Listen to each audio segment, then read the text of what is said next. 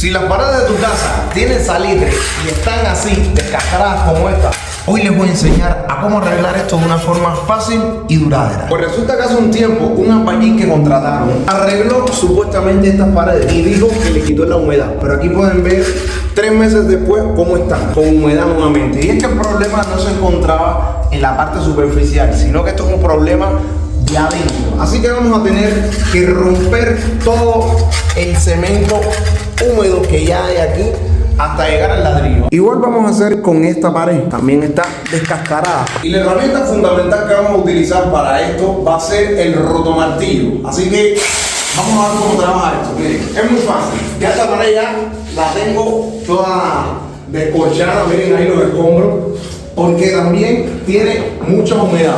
Pero en este caso, la humedad ha subido hasta el punto aquí arriba, debido a que la pintaron y cuando pegaron el repello no quitaron la pintura. Así que hoy vamos a hacer el trabajo completo. Traten siempre de estar cubiertos.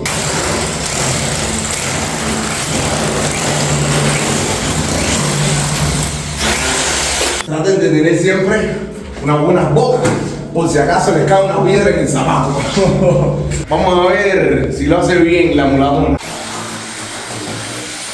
Ya después de quitar todo el terrajeo y llegamos al ladrillo puro, con una pulidora estamos removiendo la pintura que no se quitó anteriormente para que pueda pegar el terrajeo de cemento que vamos a aplicar después.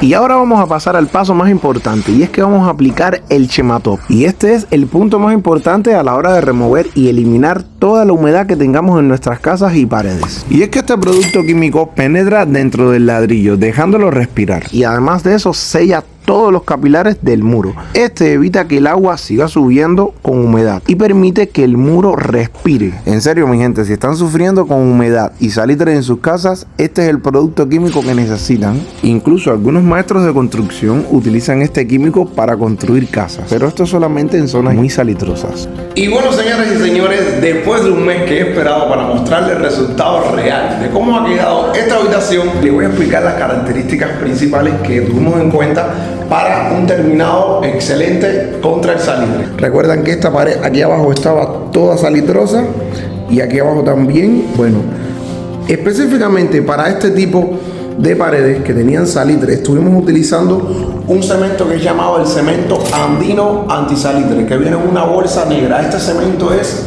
de los mejores que hay aquí en Perú para las paredes que tienen salitres, como veían anteriormente aquí atrás. He estado notando que la humedad desapareció por completo, pero fíjense en este detalle. Aquí tengo que mostrarles la realidad y miren cómo aquí todavía no ha secado por completo, y parece que como esta pared casi no coge sol, por eso ha quedado así.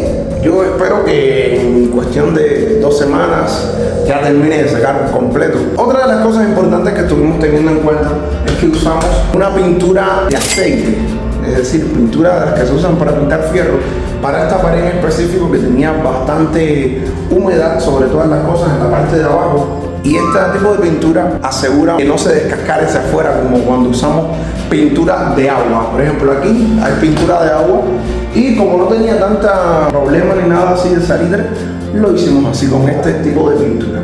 Así que bueno, aquí les dejo los detalles para que vean cómo estuvo quedando el trabajo terminado. Y un trabajo similar, pero un poco más profundo esta vez, tuvimos que hacer en el pasillo, que también tenía salitre y humedad. Y después que removimos todos los restos y escombros salitrosos que tenía el pasillo, miren finalmente cómo ha quedado el pasillo. ¿Se acuerdan que todo esto antes tenía salitre y estaba descascarado? Bueno, en este caso, para que fuera mucho más duradero, puse esta cerámica, porque estas paredes sufrían de mucha humedad, ya no se va a salir hacia afuera, y por eso lo hice un poquitico alto, porque se acuerdan que toda la salitre llegaba hasta arriba y se descascaraba. Bueno, miren qué lindo ha quedado. Y en esta parte también eché el Chematop, como estuvieron viendo que hicimos en el cuarto del lado de allá, en esas paredes que estuvieron echando Chematop el albañil. Bueno, aquí hicimos exactamente lo mismo, le echamos Chematop a todo, lo bañamos completo, toda la pared por abajo,